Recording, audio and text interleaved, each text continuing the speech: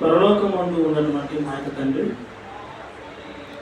మీ యొక్క పరిశుద్ధమైన ఉన్నతమైన నామం బట్టి మీ యొక్క ప్రియకుమారైనటువంటి యేసుక్రీస్తు ద్వారా కృతజ్ఞతలు తెలియజేసుకుంటున్నాము. ఆయన మీరు వ్రాయించినటువంటి జీవగ్రంథంలో నుండి మరి కొన్ని విషయాలను ఆయన బైబిల్ గ్రంథంలో నుండి మేము ఆలోచిస్తూ ఉండగా తండ్రి, మా యొక్క ఆత్మీయ జీవితానికి అవసరమైనటువంటి సంగతులను ఆయన మేము అర్థం చేసుకొని ఈ యొక్క వాక్యం ఆయన ఎంత విలువైనదో, ఎంత యథార్థమైనదో, మానవాళికి తెలియని సంగతులను ఆయన మీరు ఎంత చక్కగా వివరించారో తండ్రి, వాటిని తెలుసుకొని నీ కొరకు ఆయన ఉన్నతంగా బ్రతికి సహాయత దయచేయమని ఈ ప్రార్థన ఈ ప్రియకుమారుడైనటువంటి యేసుక్రీస్తు ద్వారా అడిగి వేడుకొంటున్నాం తండ్రి, ఆమేన్. ప్రియమైన దేవుని పిల్లలారా, ఈ యొక్క సమయంలో బైబిల్ గ్రంథంలో నుండి ఒక చక్కటి ఆత్మీయ సందేశం మనం నేర్చుకుందాం. అదే మీకు ముందుగా ప్రకటింపబడిన విధముగా జన్మలు ఉన్నవా, జన్మ తర్వాత మరో జన్మ ఉందా, రహస్యమా అన్నటువంటి చక్కటి ఆత్మీయ సందేశాన్ని మనం తెలుసుకున్న పిల్లారా, ఇది BBTS సెకండ్ ఇయర్లో ఉన్నటువంటి పాఠం. ఈరోజు ప్రపంచవ్యాప్తంగా మనుషులందరూ వారు మాట్లాడే మాటలు ఎలా ఉన్నాయంటే, అవి నిజం కాకపోయినా కానీ తమకు తోచినట్లుగా ఎవరికి ఇష్టానుసారంగా వారు మాట్లాడుతూ ఉన్నటువంటి సందర్భాలు మనకు తెలియదు కాదు. దేవుడు బైబిల్ గ్రంథంలో కూడా మరి మోసం చేసేటువంటి మాటలు, మోసపూరితమైనటువంటి మాటలు మాట్లాడతారు. అవి మీరు విని మోసపోకండి, మనుషుల విషయమై జాగ్రత్త పడండి అని చాలా రకాలుగా ఆయా సందర్భాల్లో వ్రాయించినట్టుగా మనకు కనబడతాయి హెచ్చరిక మాటలు.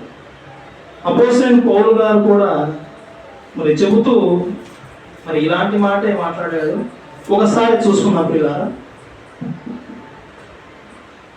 ఎఫెసీయులకు రాసిన పత్రిక, అపోస్తలుడైన పౌలు ఎఫెసీయులకు రాసిన పత్రిక 5వ అధ్యాయం 7వ వచనం. అపోస్తలుడైన పౌలు ఎఫెసీయులకు రాసిన పత్రిక 5వ అధ్యాయం 7వ వచనం. మనం ఒక్కసారి 6వ వచనం చూసుకుందాం. 6వ వచనం, వ్యర్థమైన మాటల వలన ఎవడును మిమ్మును మోసపరచనీయకుడి. ఇక్కడ వ్యర్థమైన మాటలు, పనికి రాని మాటలు, ఈ మాటలు చెప్పడం వలన, అవి మీరు ఒకవేళ వినడం వలన మీరు మోసపోతారు. జాగ్రత్త.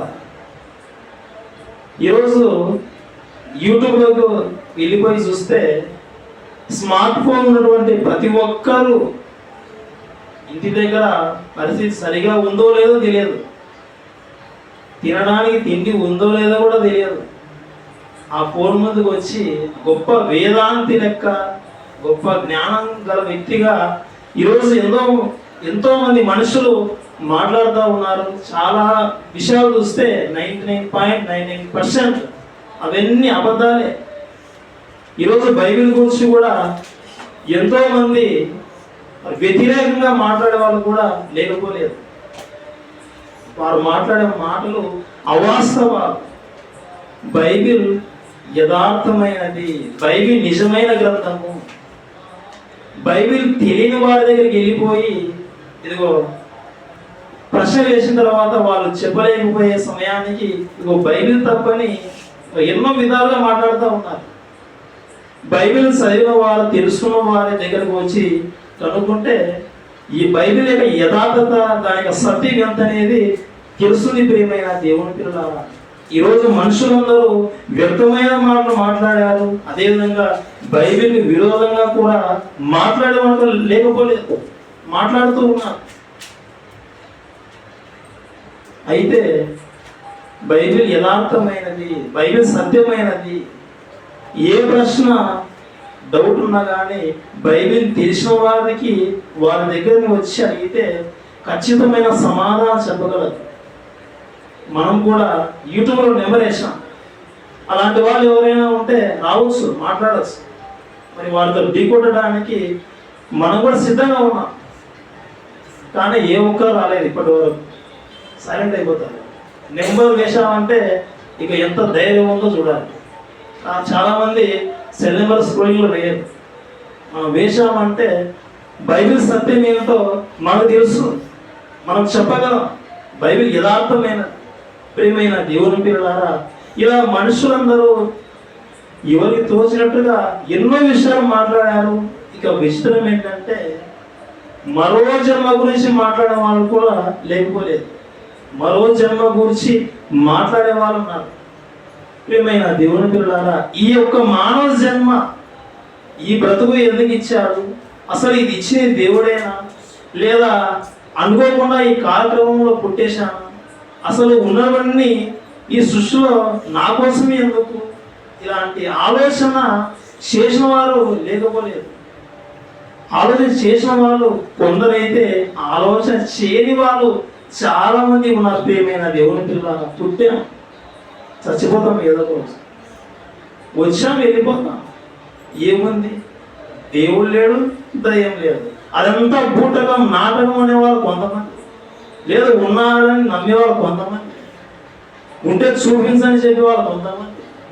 ఎవరికి తోచినట్టుగా వాళ్ళు మాట్లాడుకుంటూ మాది నిజమని ఒకరు, లేదా మాది నిజమని ఒకరు, యథార్థత తెలుసుకోలేకపోతా ఉన్నారు. ప్రియమైన దేవుని పిల్లలారా, ఇక ఈ జన్మ గురించి వినేటువంటి మనిషి మరో జన్మ గురించి ఎన్నో విషయాలు మాట్లాడారు, మనకందరికీ తెలుసు. నిజంగా ఎంతో పుణ్యం చేసుకుంటే ఈ జన్మ వస్తుంది అని మాట్లాడిన వాళ్ళు కూడా లేకపోలేదు. ఎంతో పుణ్యం చేసుకుంటే ఈ జన్మ అంటే ముందు ఒక జన్మ ఉందని, ఆ జన్మలో పుణ్యం చేసుకున్నామని, అందువలనే పుట్టామని, ఇలా వారి మాటలలో సారాంశం. అంటే ముందు జన్మ ఉంది అనేది వారి యొక్క మాటలలో సారాంశం. ప్రియమైన దేవుని పిల్లలారా, నిజంగా ఈ జన్మకు ముందు మరో జన్మ ఉందా? ఆ జన్మలో పుణ్యం చేసుకుంటే ఈ మానవ జన్మ ఎత్తామా? ఇది ఎంతవరకు వాస్తవం? ఆలోచించవలసినటువంటి విషయాలు ప్రియమైన దేవుని పిల్లలారా. ఇంకొంతమంది ఎలా ఆలోచిస్తారంటే, ఎలా చెప్పారంటే, ఈ జన్మలో మనం మంచి పుణ్య కార్యక్రమాలు చేస్తే మరో జన్మ ఎత్తుతాము, మానవ జన్మే ఎత్తుతాము. అలా మంచి కార్యక్రమాలు చేయకపోతే ఏదో ఒక జంతువుగా, ఒక కుక్కగా, లేదా ఒక నక్కగా, ఇలా ఏదో ఒక జంతు రూపంలో మనం పుట్టేస్తామని మరి చెప్పేశారు. అవి ఎంతవరకు వాస్తవం? ఈ జన్మ తర్వాత మరో జన్మ ఉందా? ఈ జన్మకు ముందు ఆల్రెడీ మానవ జన్మ ఉందా? జన్మ తర్వాత జన్మ ఉందా? అసలు జన్మలు ఉన్నవా? ఇంకా ఏ విధంగా మాట్లాడారంటే, పగతో చచ్చిన వాళ్ళు పగ తీర్చుకోవడానికి మళ్ళీ జన్మ ఎత్తుతారని ఇలా చెప్పిన వాళ్ళు కూడా లేకపోలేదు. పగ తీర్చుకోవడానికి మళ్ళీ జన్మ ఎత్తుతాడా మనిషి? ఇంకా ఎలా చెప్పారంటే, పగ తీర్చుకోవడానికి పుట్టే మనిషి ఎక్కడో పుట్టాడు, వారి వంశంలోనే పుడతాడని చెప్పిన సందర్భాలు కూడా లేకపోలేదు. నీ వంశంలోనే మరి పుడతామని మరి చెప్పిన వాళ్ళు ఆ పాటలు, ఆ మాటలు మనకు తెలియని కాదు. ప్రియమైన దేవుని పిల్లలారా, 7 జన్మలని ఒకరు, 14 జన్మలని ఒకరు, 7 జన్మలు, ఇలా రకరకాలుగా ఎవరికి తోచినట్టుగా వాళ్ళు మాట్లాడుతూ ఉన్నప్పుడు అసలు ఏది నిజం అనేది ప్రపంచంలో మనుషులు కనుక్కోలేని సందర్భాలు. సచిన తర్వాత ఏముంది, ఉన్నప్పుడే అనుభవిద్దామని కొందరు. అయితే వాస్తవం ఏంటి, సత్యం ఏంటి తెలుసుకోవాలి ఖచ్చితంగా మనిషి. ఇక ప్రేమించిన వాళ్ళు కూడా ఎలా చెప్పుకుంటారంటే, ఈ జన్మలో మనం కలుసుకోలేకపోయాం, మా ఇంట్లో ఒప్పుకోలేదు, మీ ఇంట్లో ఒప్పుకోలేదు. తర్వాత జన్మ ఉంది, ఆ జన్మలో కలుసుకున్నాం. జన్మ జన్మల బంధం మనది, ఎన్నెన్నో జన్మల బంధం మనది. ఎన్నో మరి సినిమా పాటలు, మరి సినిమాల గురించి మనకు తెలియదు కాదు. ఒక మగధీర సినిమా, గత జన్మలో ఎప్పుడో విడిపోయాడట, కలుసుకోలేదట. పడిపోయేటప్పుడు ఇద్దరు అలా ఒకరి చేయి ఒకరు కలుసుకుంటా ఉన్నప్పుడు కూడా చివరి టచ్ అవుతారు. నీ జన్మ నువ్వు మరో ఈ ప్రేమను దక్కించుకోవడానికి నువ్వు మళ్ళీ కొడతావని సపోర్ట్ చేసి ఒక వ్యక్తి గట్టిగా కేకరేసి చెప్తాడు. నిజంగా మళ్ళీ పుట్టాడా, మళ్ళీ పుడతాడా? ఇక ఈగ సినిమా, చనిపోయిన వ్యక్తి మళ్ళీ ఈగ రూపంలోకి వచ్చి మరి పగ తీర్చుకోవడం, ఇది ఎంతవరకు నిజం, ఎంతవరకు వాస్తవం?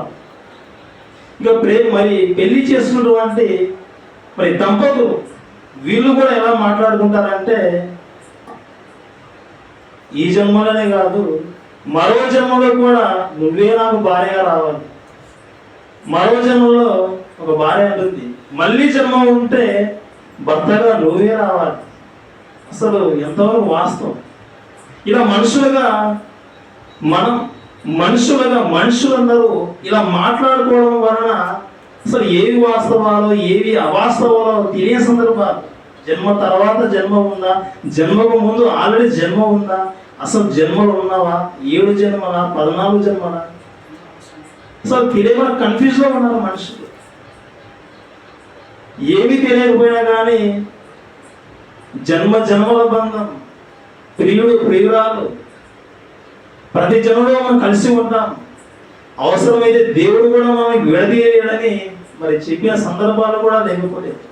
ఆ సినిమాల ప్రభావం ఈరోజు మనుషుల మీద పడి మరో జన్మ ఉంది అంటారు. అయితే ప్రపంచంలో మొట్టమొదటిసారిగా ముద్రించినటువంటి బైబిల్ గ్రంథాన్ని అడిగితే అసలు జన్మ ఉందా, జన్మ తర్వాత జన్మ ఉందా, జన్మ తర్వాత మరో జన్మ రహస్యమా ఏంటనేది మనకు తెలుస్తుంది. ప్రియమైన దేవుని పిల్లలారా, ఒక వచనం చూసుకుందాం. హెబ్రీయులకు రాసిన పత్రిక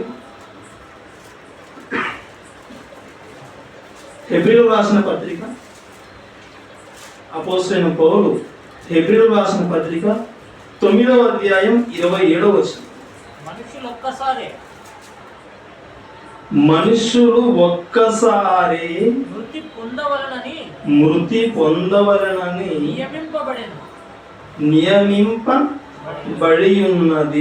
నియమింపబడేను. దేవుడు నియమం చేశాడు, ఒక నియమం. నేను వీరికి మానవ జన్మ ఇచ్చాను, భూమి మీద వచ్చాడు, వీరికంటూ కొంతకాలం ఇచ్చాను. వీరు పుట్టారు, తర్వాత మరణిస్తారు, పుట్టారు మరణిస్తారు. మరణించారంటే ఆల్రెడీ పుట్టారు. అయితే ఎన్నిసార్లు పుడతాం, ఎన్నిసార్లు చస్తాం, ఇది తెలియాలంటే ఈ ఒక్క వచనం చాలు. మనుషులు ఒక్కసారే మృతి పొందవలెనని నియమింపబడిన నియమం జరిగేసింది. ఒక్కసారే చస్తావు, ఒక్కసారే చచ్చావంటే నువ్వు ఒక్కసారే పుట్టావు. పుట్టడము, చావడము, మళ్ళీ పుట్టడము, మళ్ళీ చావడము, మళ్ళీ పుట్టడం, మళ్ళీ చావడం, ఇలా పుట్టుక చావు జన్మలు లేవు. నువ్వు ఎన్నిసార్లు పుడితే అన్నిసార్లు చావాలి. కానీ దేవుడు ఏం చెప్తున్నాడంటే ఒక్కసారే నాయన, మీరు ఒక్కసారే మరణిస్తారు. అంటే ఒక్కసారే జన్మ, ఈ మానవ జన్మ, దేవుడు ఇచ్చినటువంటి జన్మ, మానవ జన్మ, ఇది ఒక్కసారే. 7 జన్మలు కాదు, 14 జన్మలు కాదు. ప్రియమైన దేవుని పిల్లలారా, ఇది జన్మ రహస్యం. జన్మ ఒక్కసారే బైబిల్ గ్రంథం చెబుతుంది. లేదు తర్వాత జన్మలు ఉన్నాయంటే ఇక మనం ఏం చేయలేం. సచిన తర్వాత తెలుస్తుంది, కన్ఫర్మేషన్ అప్పుడు. ప్రియమైన దేవుని పిల్లలారా, జన్మ ఒక్కసారే, జన్మ తర్వాత మరో జన్మ లేదు. అయితే బైబిల్ గ్రంథంలో ఒక సందర్భం మనకు జ్ఞాపకం వస్తుంది. ఒక బోధకుడు యేసుక్రీస్తు దగ్గరికి వచ్చి మాట్లాడుతున్న సందర్భం. అసలు ఇంత మంచి కార్యక్రమం చేస్తూ ఉన్నాడు ఈయన, దేవుని దగ్గర నుండి వచ్చి ఉంటే గాని, లేదా దేవుడు ఇతనికి తోడై ఉంటే గాని ఇలాంటి మంచి కార్యక్రమాలు చేయడు కదా అని ఆయన గురించి అడుగుదామని రాత్రి సమయంలో వచ్చి ఆయనతో మాట్లాడుతూ ఉంటాడు. ఆయన ఎవరు కాదు, పరిచయుడైనటువంటి నికోదేము.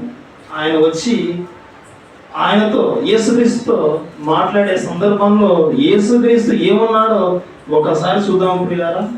యోహాను సువార్త 3వ అధ్యాయం 3వ వచనం 4వ వచనం.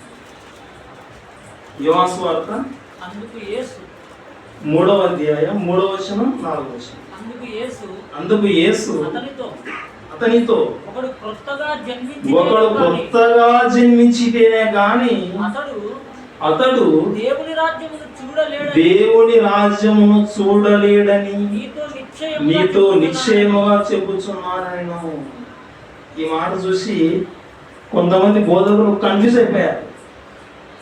బైబిల్ కూడా బోధిస్తుంది జన్మ తర్వాత మరో జన్మ ఉంది, ఇదిగో కొత్తగా జన్మించితే కానీ దేవుని రాజ్యం చూడడు.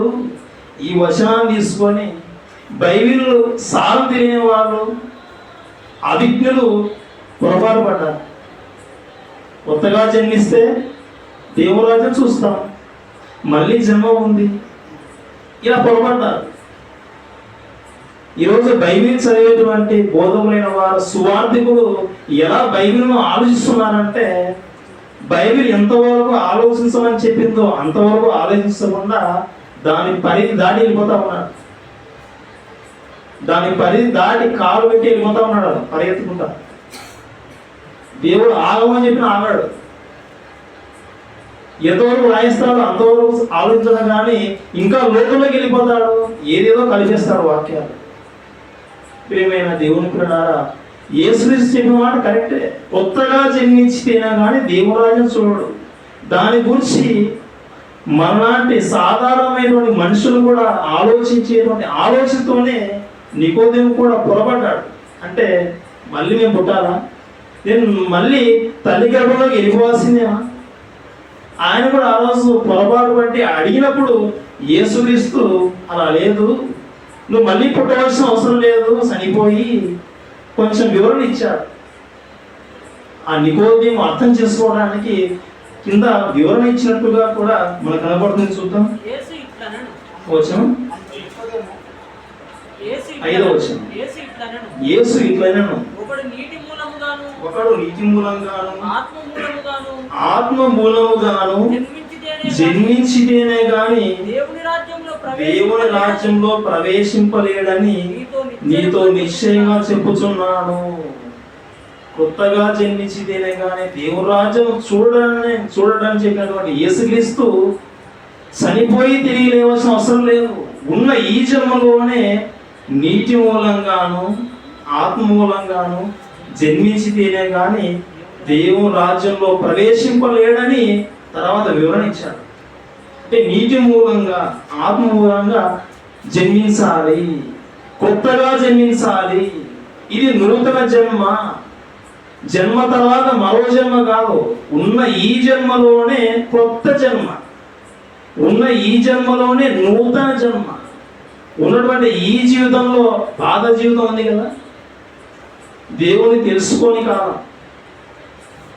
దేవుని తెలుసుకోనప్పుడు ఉన్నటువంటి ఆ పాపపు జీవితం, ఆ జీవితంలో నుండి మార్పు చెంది దేవుని దగ్గరికి రావడం, మార్పు చెంది యేసుని విశ్వసించి నువ్వు నీటిలో బాప్తిసం పొందడం, అదే నీటి మూలంగా జన్మించడం, అదే కొత్తగా జన్మించడం, ఇదే పునర్జన్మ.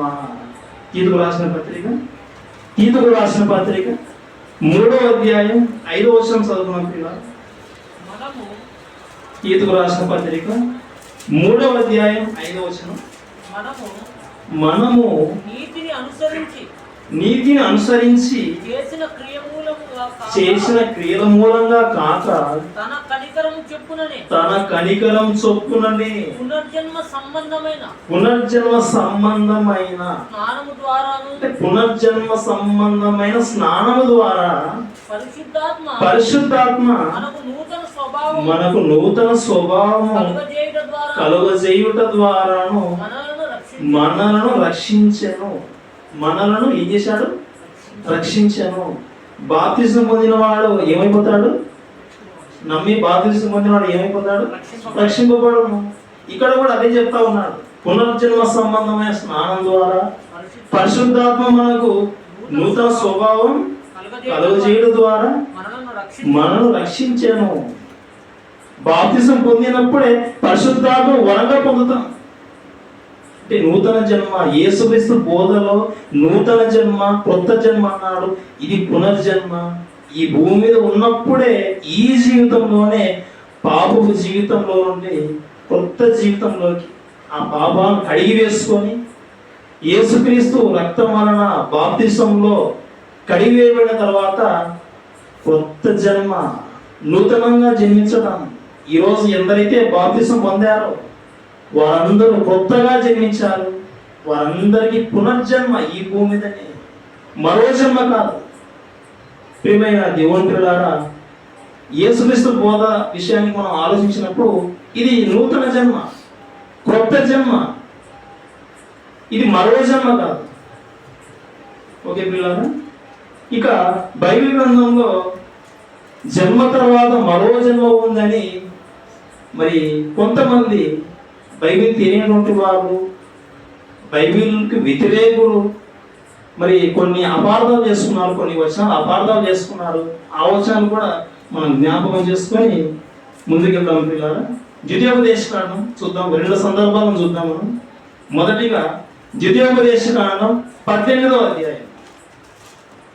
ద్వితీయోపదేశకాండం 18వ అధ్యాయం 16వ వచనంలో ఇక్కడ మోషే గారు చెబుతూ ఉన్నటువంటి మాటను మరి అపార్థం చేసుకున్నాడు. ఆ మాట ఏంటో చూద్దాం. ద్వితీయోపదేశకాండం 18వ అధ్యాయం 16వ వచనం.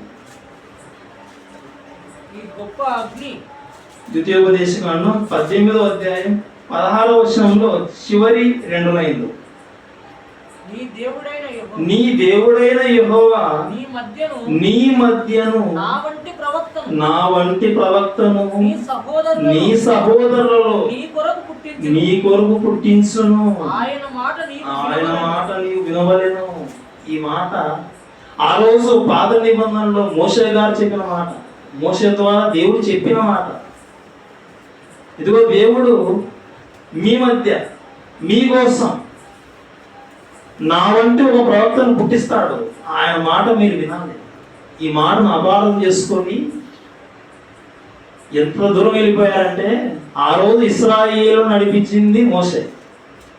క్రొత్త నిబంధనలో క్రైస్తవులకు పునాది యేసుక్రీస్తు. ఆ రోజు మోషే ఈ రోజు యేసుక్రీస్తు లాగా మళ్ళీ జన్మ ఎత్తాడని, మోషేనే యేసుక్రీస్తు అని మాట్లాడిన వాళ్ళు కూడా లేకపోలేదు. అంటే మోషేనే మరో జన్మ ఎత్తి యేసుక్రీస్తు లాగా వచ్చాడా?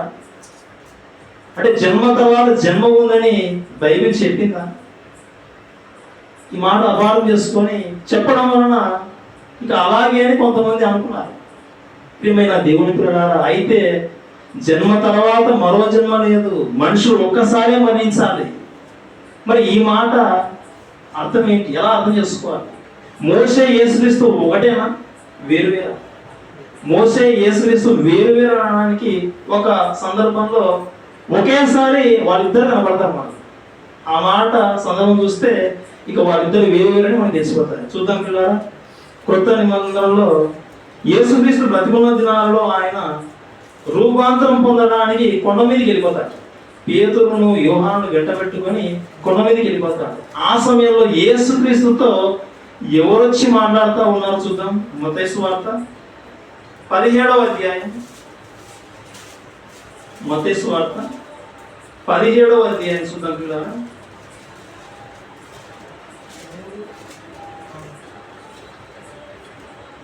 3వ వచనం 4వ వచనం చదువుకుందాం ఒకసారి. ఇదిగో మోషేయు ఏలియాయు వారికి కనబడి ఆయనతో మాట్లాడుచుండిరి. అంటే ఇక్కడ రూపాంతరం చెందిన సందర్భంలో కొండ మీదకి వెళ్ళిన సమయంలో వారికి, ఎవరికి అంటే ఈ పేతురు యోహానుకు యేసుక్రీస్తుతో మాట్లాడే వ్యక్తులు ఇద్దరు ఉన్నారు. వాళ్ళు ఎవరంటే మోషే, ఏలియా. ఈ మోషే ఏలియాలు ఎవరితో మాట్లాడుతున్నారు? యేసుక్రీస్తు. అంటే యేసుక్రీస్తు మోషే కాదా? కాదు. ఒకవేళ ఓకే ఇద్దరు ఒకటి అనుకుంటే ఆయన ఎదురు మాట్లాడుతున్నట్టుగా కనబడతారు. అది జరగని పని. మోషేతో ఏలియాతో యేసుక్రీస్తు మాట్లాడుతూ ఉన్నాడు. ఈ మోషే ఏలియాలు ఇద్దరు వేరువేరుగా ఉన్నారు. యేసుక్రీస్తు ఒక వ్యక్తిగా కనబడతా ఉన్నాడు. తర్వాత వీళ్ళు కూడా ఏమంటున్నారో 4వ వచనం చూద్దాం అక్కడ. అప్పుడు పేతురు ప్రభువా మనం ఇక్కడ ఉండటం మంచిది. నీకు ఇష్టమైతే నీకు ఒకటి మోషేకు ఒకటి ఏలియాకు ఒకటి 3 పర్ణశాలలు కట్టుదునని యేసుతో చెప్పాను. మోషే యేసుక్రీస్తు ఒకటే అయితే అక్కడ గుడారాలు కూడా వాళ్ళిద్దరికి ఒకటే వేసేయాలి. కానీ 3 అని చెప్తా ఉన్నా. 3 పేర్లు చెప్పి 3 చెప్పాడు. అంటే వేరు వేరు. ఆ రోజు పాత నిబంధనలో మోషే చెప్పినటువంటి మాట, నా వంటి ప్రవక్త పుడతాడన్నాడు. నేనే పుడతానని చెప్పలేదు. జన్మ తర్వాత నేను మరో జన్మ ఎదుగుతానని చెప్పలేదు. మోషేలో సాత్వికం ఉంది.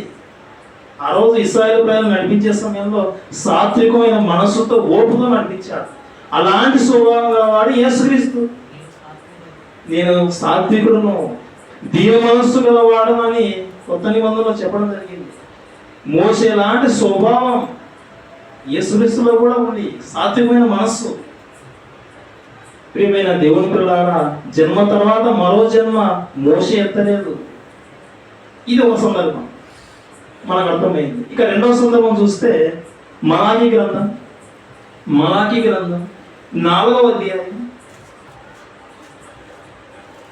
మలాకీ గ్రంథం 4వ అధ్యాయం 5వ వచనం. యెహోవా నియమించిన భయంకరమైన ఆ మహాదినము రాకమునుపు నేను ప్రవక్తయగు ఏలియాను మీ యొద్దకు పంపుదును. ఇక్కడ ఏలియాను మీ యొద్దకు పంపుతాను. ఎవరిని పంపుతాడట దేవుడు? ఏలియాను పంపుతాను. ఏలియాను పంపుతానని ఈ మాట చెప్పక మునిపే ఏలియా అనేటువంటి ఒక ఆయన ప్రవక్త భూమి మీదకి వచ్చాడు, చనిపోయాడు. ఈ మాట చదువుకొని ఇది దేవుడు చెప్పాడు కదా, ఏలియాను పంపుతాడు, ఏలియాను పుట్టిస్తాడు, ఏలియా మళ్ళీ జన్మెత్తుతాడు. అపారం చేసుకున్నాడు. ఇక్కడ డైరెక్ట్ పేరే ఉంది ఏలియా అని. కొత్త నిబంధనలో కూడా యేసుక్రీస్తు ఒక సందర్భం మాట్లాడినప్పుడు ఇదే ఏలియా అనే పదము, ఈ పేరు ఉపయోగించి చెప్పడం జరిగింది. ఆ మాట చూసిన తర్వాత కన్ఫర్మేషన్తో ఏలియా మళ్ళీ జన్మ ఎత్తాడని చెప్పడం జరిగింది. ఇది ఎంతవరకు వాస్తవం? ఇది కరెక్టేనా? మనం ఆలోచిద్దాం పిల్లలు. మత్తయి సువార్త కొత్త నిబంధనలో మత్తయి సువార్త 11వ అధ్యాయం. మత్తయి సువార్త 11వ అధ్యాయం 13వ వచనం 14వ వచనం. యోహాను అంటే ఇక్కడ బాప్తిస్మ యోహాను. యోహాను కాలం వరకు ప్రవక్తలందరూ ప్రవచించుతూ వచ్చిరి. ధర్మశాస్త్రము ప్రవచించుచుండెను. ఈ సంగతి అంగీకరించుటకు మీకు మనస్సుంటే రాబో ఏలియా ఇతడే. ఇక్కడ యేసుక్రీస్తే చెప్పాడు స్వయంగా. ఆ రోజు ప్రారంభంలో పాదంలో దేవుడు చెప్పాడు ఏలియాను పంపుతానని. ఏలియా వచ్చినట్టుగా ఏలియా ఇతడే అని యేసుక్రీస్తు చెప్తా ఉన్నాడు. ఈ మాటలు బలంగా తీసుకొని ఏలియా మళ్ళీ జన్మెత్తాడు. జన్మ తర్వాత మరో జన్మ ఉంది. ఈ రహస్యం మాకు తెలుసు అని కొంతమంది బైబిల్ పక్షాలు ఉన్న వాళ్ళే బైబిల్ విరుద్ధంగా మాట్లాడిన వాళ్ళు ఉన్నారు. ఎంతవరకు కరెక్ట్? ప్రియమైన దేవుని పిల్లారా, బైబిల్ యొక్క భావం ఏంటో, వాక్య భావం ఏంటో మనం తెలుసుకోవాలి. పదాలను తీసుకోకూడదు, పదం ఎప్పుడు తీసుకోకూడదు. వాక్య భావం ఏంటో చూడాలి, సందర్భం ఏంటో చూడాలి. ఈ సందర్భంలో యేసుక్రీస్తు మాట్లాడింది, యేసుక్రీస్తు చెప్పింది ఎవరి గురించి అంటే బాప్తిస్మ యోహాను గురించే చెప్పాడు. ఆయన చెరసాలో పడ్డాడు. ఈ చెరసాలో ఉన్నప్పుడు నేనేంటి ఇలా చెరసాలో ఉన్నాను, జైల్లో పడ్డాను. ఒక ఆయన వస్తాడు, మహనీయుడు, మాకు ఏ బాధలు ఉన్నావు కదా, నేనేంటి జైలు బాధ అయిపోయాను, రాబోవాడు నీవేనా, మేము ఇంకా ఎవరైనా వేరే వ్యక్తి గురించి మేము ఎదురు చూడాలా. కొంతమంది పంపాడు ఆయన యోహాను గారు. ఆ వచ్చిన వారికి మరి వివరణ ఇచ్చాడు. వాళ్ళంతా తిరిగి వెళ్తా ఉన్నప్పుడు యేసుక్రీస్తు తన దగ్గర ఉన్న వారితో మాట్లాడిన మాటే మనం చదివాం. ఈ సంగతి మీకు అంగీకరించడానికి మనసు ఉంటే రాబో ఏలియా అని పాత నిబంధనలు ఉంది కదా, ఆ ఏలియా ఎవరో కాదు, ఇతడే, ఈ బాప్తిస్మిచ్చే యోహానే ఆ రోజు రాయించిన మాట ప్రకారంగా ఏలియా ఇతడే. ఏలియా మళ్ళీ జన్మెత్తలేదు. ఏలియానే బాప్తిస్మిచ్చే యోహానుగా రాలేదు. ఏలియా వేరు, బాప్తిస్మిచ్చే యోహాను వేరు. ఎందుకంటే ఇది మనకు కన్ఫర్మ్గా తెలియాలంటే ఒక వచనం ఉంది, ఒక వచనం కూడా ఉంది, చూద్దాం. యోహాను రాసిన పత్రిక, క్షమించండి, యోహాను సువార్త 1వ అధ్యాయం 21వ వచనం. కాగా వారు యోహాను రాసిన పత్రిక 1వ అధ్యాయం 21వ వచనం. కాగా వారు మరి నీవెవరవు? కొంతమంది వచ్చారు, కొంతమంది వచ్చి ఈయన ఈ బాప్తిస్మిచ్చే యోహాను అడుగుతా ఉన్నారు. కాగా వారు మరి నీవెవరవు? నీవు ఏలియావా అని అడుగగా అతడు నేను కాను. ఆయన చెప్తాడు, యోహాను గారిని అడిగినప్పుడే నేను ఏలియాను కాను. అప్పుడు పుట్టిన ఏలియాను జన్మెత్తి ఇప్పుడు పుట్టినట్టుగా నేనైతే కాదు, ఇది జరగని పని, నేను ఏలియాను కాదు. మరి యేసుక్రీస్తు అన్నాడే ఏలియా ఇతడే యోహాను గురించి, బాప్తిస్మిచ్చే యోహాను గురించి ఏలియా ఇతడే అన్నాడు. ఆ ఏలియా మళ్ళీ పుట్టలేదు. ఏలియా లాంటి స్వభావం గల వ్యక్తి బాప్తిస్మిచ్చే యోహానుగా పుట్టాడు. ఈయనలో ఆ లక్షణాలు ఉన్నాయి. ఆ రోజు ఏలియా రోషం గలవాడు. కృత నిబంధనలో బాప్తిస్మిచ్చే యోహాను కూడా రోషం గలవాడు. మరి అరణ్యంలోనే మరి చాలా రోజులు అరణ్యంలో ఉండి బ్రతికినవాడు. తేనె మేడ తినుకుంటూ బ్రతికినవాడు. తన దగ్గరికి బాప్తిజం పొందడానికి వచ్చే వారిని కూడా ఎంత ఘాటుగా శ్రమించాడో మనకు తెలియదు కాదు. రాబో ఉగ్రతను తప్పించుటకు మీకు బుద్ధి చెప్పిన వాడేవాడు. వచ్చేస్తున్నారు, అంతా రండి, బాప్తిజం పొందండి చెబితే హట్ అయిపోతారని బాధపడలేదు ఆయన. రోషంతో పౌరుషంతో వాక్యం చెప్పిన వ్యక్తి బాప్తిస్మిచ్చే యోహాను గారు. అలాంటి రోషం మరి పౌరుషం ఏలియాలో ఉంది. ప్రియమైన దేవుని పిల్లలారా, ఏలియా జన్మెత్తి యోహానుగా రాలేదు. ఏలియా వేరు, యోహాను వేరు. ఈ రెండు సందర్భాలు మనం జ్ఞాపకం తెలుసుకున్నాం. అంటే జన్మ తర్వాత మరో జన్మ లేదు, ఒకేసారి జన్మ. ప్రియమైన దేవుని పిల్లలారా, మనుషులు చెప్పుకునే మాటలన్నీ కల్పిత మాటలు. మరి సినిమాలు ఉన్నాయి కదా, సినిమా కూడా అదంతా కల్పిత మాటలు. ప్రియమైన దేవుని పిల్లలారా, స్టార్టింగ్లోనే ఉంటాయి ఇవి, ఎవరిని ఉద్దేశించినవి కావు, ఇదంతా కల్పితము. కానీ ఈరోజు కల్పితాలనే జీవితాల్లో ఓన్ చేసేసుకొని అన్వయించుకొని ఇక ఈ జన్మలో ఈ బ్రతుకు బ్రతికా, మరో జన్మలో అయినా సరే బాగున్నామని అలా అనుకొని జీవితాలను ముగించుకున్న వాళ్ళు కూడా లేకపోలేదు. దేవుడు ఇచ్చినటువంటి ఈ జీవితాన్ని చక్కగా కాపాడుకోవాల్సిన మనిషి ప్రేమ పేరిట ఇక చనిపోవడానికి కూడా వెనకాడడం లేదు. మళ్ళీ జన్మ ఉంటే అక్కడే కలుసుకుందాం, మళ్ళీ జన్మ లేదు. ప్రియమైన దేవుని పిల్లలారా, ఈరోజు ఈ పిచ్చి ప్రపంచానికి తెలియదు. బైబిల్ దగ్గరికి వస్తే జీవితాలు నిలబెడుతుంది. దేవుడిచ్చింది ఈ మానవ జన్మ ఒకసారి. ఈ జన్మ వెళ్ళిపోతే ఇక భూమి మీద ఇక మరో జన్మ లేదు. ఈ జన్మ తర్వాత ఈ జీవితంలో మనం చేసినటువంటి క్రియలను బట్టి మేలు చేశామంటే జీవం పునరుద్ధానము, కీడు చేస్తే తీర్పు పునరుద్ధానం. దానికోసం నిలబడాలి. ఈ జీవితంలో చేసిన క్రియలను బట్టి దేవుడు వాడికి ఇచ్చేటువంటి శిక్ష లేదా మేలు దానికోసం ఎదురు చూడవలసిందే. ఈ జీవితం ఎంతో కాలం ఉండదు, ఇది కొంతకాలమే. ఈ జీవితంలో ఆస్తి సమకూర్చుకోవడానికి మనం రాలేదు. మనం సమకూర్చుకోవాల్సిన ఆస్తి పరలోకంలో. మనం సంపాదించుకోవాల్సింది మరి ఈ భూమి మీద కాదు, పరలోకంలో.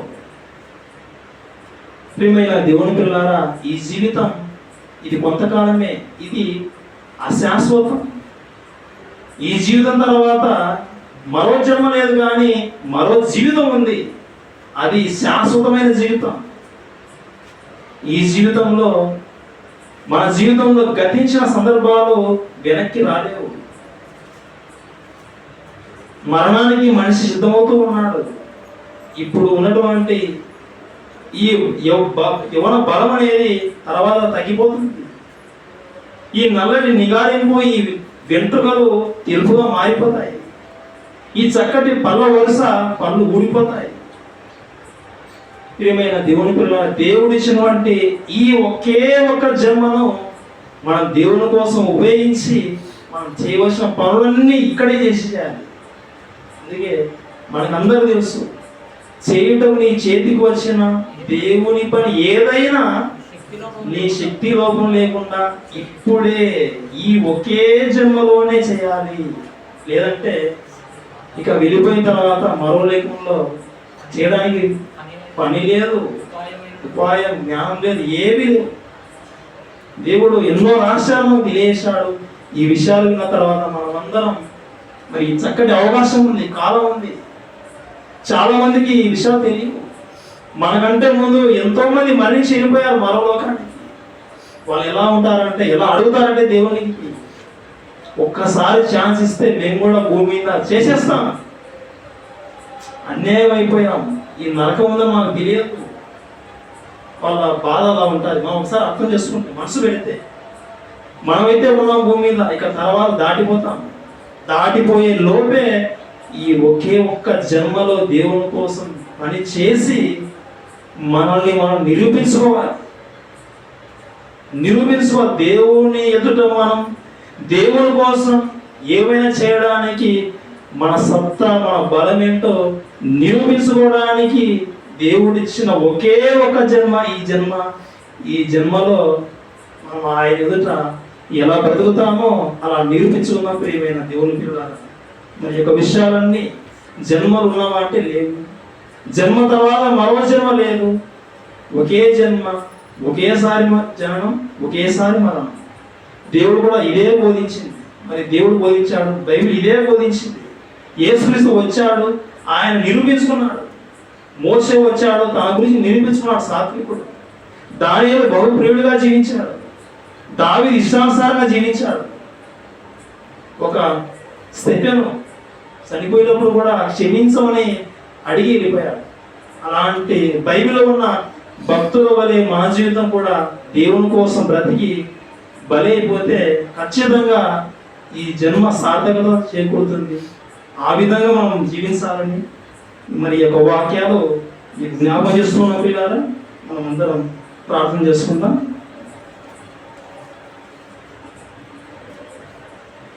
పరలోకమందు ఉన్నటువంటి మా యొక్క తండ్రి, నీ యొక్క పరిశుద్ధమైన నామం బట్టి మరొకసారి నాయన ప్రార్థించి అడిగి వేడుకొంటూ ఉన్నాము. ఈరోజు నాయన ఈ ప్రపంచానికి తండ్రి ఈ జన్మ పరమార్థం ఎరుక, జన్మ తర్వాత మరో జన్మ ఉందని, ఎన్నెన్నో జన్మలు ఉన్నాయని చెప్పుకుంటున్నాయన కాలాన్ని వ్యర్థం చేసుకుంటున్నారు. గమ్యం తెలియకుండా వెళ్ళిపోతా ఉన్నారు. మీరైతే నీ యొక్క జీవనంలో వ్రాయించారు, ఒకసారి మరణం అంటే ఒకేసారి జన్మ. ఈ రహస్యం ఆయన తెలుసుకున్నాను నేను. మీరిచ్చినటువంటి ఈ ఒక్క జన్మలో తండ్రి నీ ఎదుట సత్క్రియలు చేసిన ఆయన మమ్మల్ని మేము నిరూపించుకొని నీకు ఇష్టలుగా జీవించిన ఆయన. అంతేకాకుండా మేము నేర్చుకునేటువంటి ఈ జ్ఞానం తండ్రి అనేకులకు తెలియజేసి అనేకులను ఆయన నీ వైపు త్రిప్పి నిన్ను సంతోషపెట్టి నీ ఎదుటికి వచ్చే విధంగా సహాయత దయచేయమని మా జీవితంలో నాయన ప్రతి విధమైన సందర్భంలో తండ్రి మమ్మల్ని బలపరుస్తూ ఈ యొక్క వాక్యం చేత నాయన మీ యొక్క ఇష్టం చొప్పున మీ యొక్క కృపచేత నాయన ప్రతి విధమైన అక్కలు తీరుస్తూ నీ కోసం నిలబెట్టుకున్నామని కలస బైబిల్ టెక్నాలజీ ఆలగడ్లో ఉన్నటువంటి ఈ పిల్లలందరినీ ఆయన జ్ఞాపకం చేసుకున్నామని సంఘం ద్వారా నానా విధమైన జ్ఞానం ఆయన మీరే తెలియజేయమని వాటి కోసం ఆయన మేము యోధులుగా నీ పక్షాన నిలబడిన ఆయన ఈ ప్రపంచంలో నిలబడలాగున సహాయత దయచేయమని కూడి వచ్చిన మీ పిల్లలందరినీ ఆయన జ్ఞాపకం చేసుకోమని ఆశీర్వదించమని ఈ ప్రార్థన నీ ప్రియకుమారైనటువంటి యేసుక్రీస్తు ద్వారా ఆడి వేడుకొనుచున్నాం తండ్రి ఆమేన్.